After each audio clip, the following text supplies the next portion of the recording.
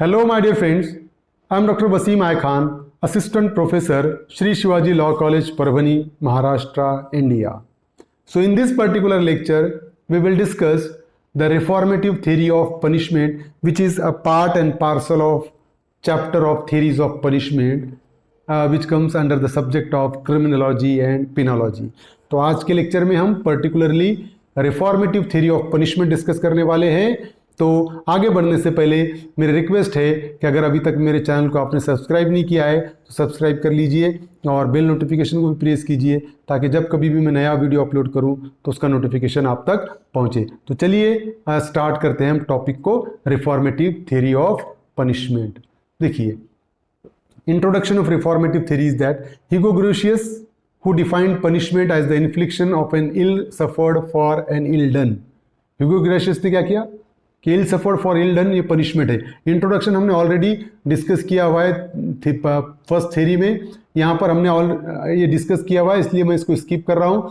Punishment क्या है? Punishment is a necessary component of law. Law without punishment is having no use. Law अगर है, punishment नहीं है तो कुछ भी यूज नहीं रहेगा उसका। तो punishment is very essential part of any law and that's why we are discussing the theories of punishment. So today we will discuss the reformative theory of punishment. Poem of George Bernard Shaw is there, if you are going to punish a man retributively, you must injure him. If you are to improve him, you must improve him. And men are not improved by injuries. George Bernard Shaw ने लिखी हुई poem है कि अगर आपको किसी person को punishment देना है रेट्रीब्यूटिव थ्योरी के हिसाब से तो आपको उसको इंजोर करना पड़ेगा। You must injure him. Without injuring a person, you cannot apply a retributive theory of punishment. If you punished any offender retributively, you have to injure that person. And if you are to improve him, you must improve him. And if you want to improve any person, you must improve that particular person. And a man are not improved by injuries. No person can be improved by injuries. तो अगर किसी person को retributive theory के हिसाब से आपको punishment देने की है तो आपको उसको इंजोर करे बिना पनिशमेंट नहीं दे सकते हैं। अगर आपको किसी पर्सन को इंप्रूव करना है, रिफॉर्म करना है, तो तुमको उसको रिफॉर्मेटिव थ्योरी अडॉप्ट करके ही रिफॉर्म करना पड़ेगा और किसी पर्सन को इंजोर करके रिफॉर्म नहीं किया जा सकता है। किसी पर्सन को इंजुरीज देके, जख्मी करके रिफॉर्म नहीं किया जा सकता है। हमको उसको कंसेशन देना पड़ेगा तभी वो रिफॉर्म होगा। So India has adopted a reformative theory. Nowadays we have adopted the reformative theory, and according to the reformative theory, the main object of punishment is to reform the offender. तो object of punishment reformative theory के हिसाब से क्या है कि offender में reformation आनी चाहिए।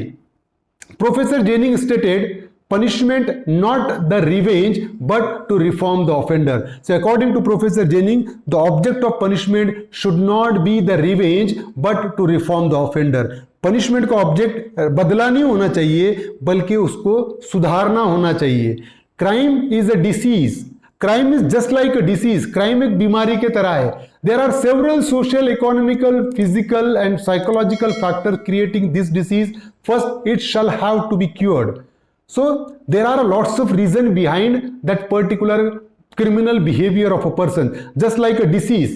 Each and every disease having a certain reasons behind that, and we have to cure those reasons. Then only the person get cured, otherwise not. बात ध्यान में रखिए कि जैसा क्राइम एक बीमारी की तरह है, जैसा बीमारी के कुछ कारण होते हैं, क्राइम के भी कुछ कारण हैं। तो जब बीमार को ठीक करना होता है तो बीमारी के कारण पे हमको काम करना पड़ता है, बीमारी खुद ब खुद ठीक हो जाती है। ठीक उसी तरीके से जब पर्सन ऑफेंस करता है तो उसके पीछे बहुत सारे social, economical, physical, psychological reason होते हैं, कारण होते हैं वो ऑफेंस करने के पीछे। हमको इस कारण पे काम करना पड़ेगा। अगर हम कारण पे काम करेंगे तो वो जो पर्सन है, जो ऑफेंडर है, वो ऑफेंडर खुद ब खुद लॉ अबाइडिंग सिटीजन में कन्वर्ट हो जाएगा। Education, mental health care, skill to work program are all used to help offender. In the reformative theory, education plays a very important role, mental health care plays a very important role, skill to work program These are the certain measures by which we can reclaim the offender. We can reform the offender by providing these facility, education facility, mental health care facility, skill to work program are helpful to rehabilitate the offender. Gandhi ji said, hate the sin, not the sinner. पाप से नफरत करो, पापी से बिल्कुल नहीं. ये गांधी जी ने कहा हुआ है. If the road is good, any vehicle can go speedily. अपने को पता है कि अगर रोड अच्छा है ना, तो एक खटारा गाड़ी भी है वो भी स्मूथ चलेगी उस रोड पर. If the road is spoil, no vehicle can travel. अगर स्पॉइल है, रोड में अगर गड्ढे है, फॉर एग्जाम्पल जंप है अगर रोड में, तो कितनी भी बढ़िया गाड़ी रहने दो, BMW भी रहने दो, तो वो गाड़ी ठीक से चल नहीं पाएगी. Similarly, if there are a defect, poorness, illiteracy, unemployment in the society, how the criminal behavior is mitigated. Suppose all these worst kind of things are there in the society. There is a defect in the society. There is a poorness in the society, illiteracy in the society, unemployment in the society.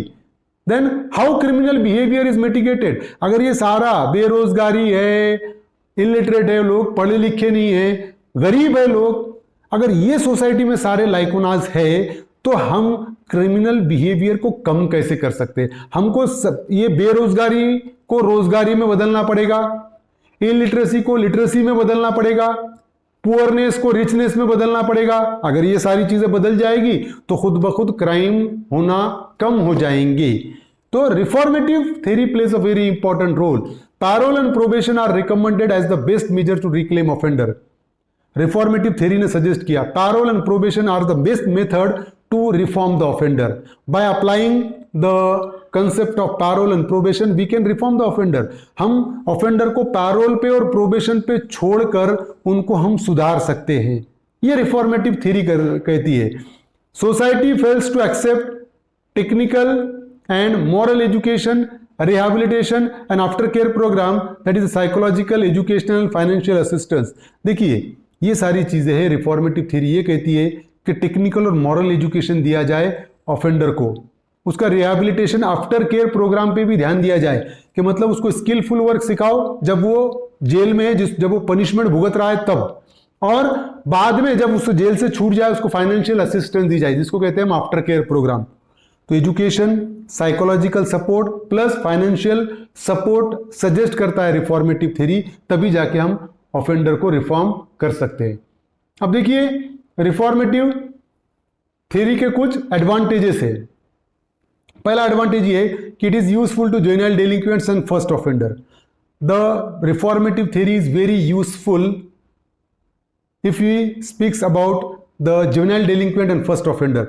जब बात करें हम juvenile डेलिंक्वेंट की, 18 साल से कम उम्र का बच्चा है, उसने कोई ऑफेंस किया है, या फर्स्ट ऑफेंडर है, पहली बार ऑफेंस किया है, इनके लिए रिफॉर्मेटिव थ्योरी बहुत यूजफुल है, क्योंकि इनको हम आसानी से सुधार सकते हैं, रिफॉर्मेशन ला सकते हैं. Reformative theory think about the mental and physical development of the accused. Why the reformative theory is very important? The reformative theory think over the mental and physical development of the accused. Accuse के mental और physical development के बारे में सोचती है reformative theory. Reformative theory suggest the categorization of accused. Reformative theory suggests the categorization of accused. For example, habitual offender will be different, first offender will be a different, juvenile will be a different. अलग अलग categories बताए वाले कि category के हिसाब से उनको रखा जाएगा और अकॉर्डिंगली उनको सुधारने की कोशिश की जाएगी. ये एक एडवांटेज है. बट रिफॉर्मेटिव थ्योरी के कुछ डिसएडवांटेजेस भी है, क्योंकि हर थ्योरी के एडवांटेजेस है तो डिसएडवांटेजेस भी है. Recidivist and harden criminals do not respond to the reformative theory. When we are speaking about the recidivist or habitual offender, they are not responding favorably to the reformative theory. जो habitual offender होते हैं ना, वो reformative theory को respond ही नहीं करते favourably. उनको सुधरना है ही नहीं, उनका पार्ट एंड पार्सल है, हैबिचुअल है वो ऑफेंस के, वो सुधर ही नहीं सकते. तो रिफॉर्मेटिव थ्योरी का डिसएडवांटेज है. Reformative theory cannot reform the habitual offender और harden criminals. Person is having no time to reform. के भाई कब तक खाली हम रिफॉर्मेशन करने की कोशिश करेंगे, लेकिन जो सोसाइटी में रहने वाले लोग हैं उनके पास टाइम नहीं है किसी को रिफॉर्म करने का।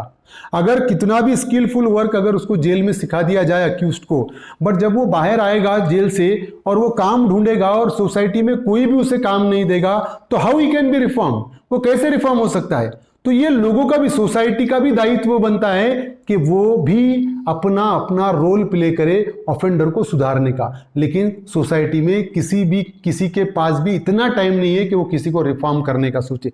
ये डिसएडवांटेज है कि लोगों के पास टाइम ही नहीं है रिफॉर्म करने का, तो कैसे रिफॉर्म होगा कोई offender. Next one is, who will eradicate poverty and how it will be eradicate. When concerned political leaders themselves become big thieves of the public money and causing huge loss to nation. तो who will eradicate poverty? Poverty eradicate कौन करेगा? And how it will be eradicated? कैसे होगी eradicate? When concerned political leaders themselves become big thieves of public money. We used to heard the big scams from the politicians. They are involved in the cases of money laundering. They are involved in the big scams and all these offenses are money oriented offenses. Situation वही है कि poverty को कैसे रोका जा सकता है कि जब जो बिग पॉलिटिशियन है वही कहीं ना कहीं स्कैम करके पब्लिक मनी को अपने जेब में डाल रहे हैं, तो how the poverty will be eradicated. Disadvantage है, जब पॉवर्टी इरेडिकेट ही नहीं होगी तो ऑफेंडर रिफॉर्म कैसे होंगे। When fencing itself is eating the crop, who will protect. अगर फेंसिंग है जिसको हमने क्रॉप को बचाने का काम दिया है, फेंसिंग की है, जब वो फेंसिंग खुद ही अगर क्रॉप खाना शुरू कर दे, जो रक्षक है वही भक्षक बन जाए, तो कौन किसको सुधारेगा।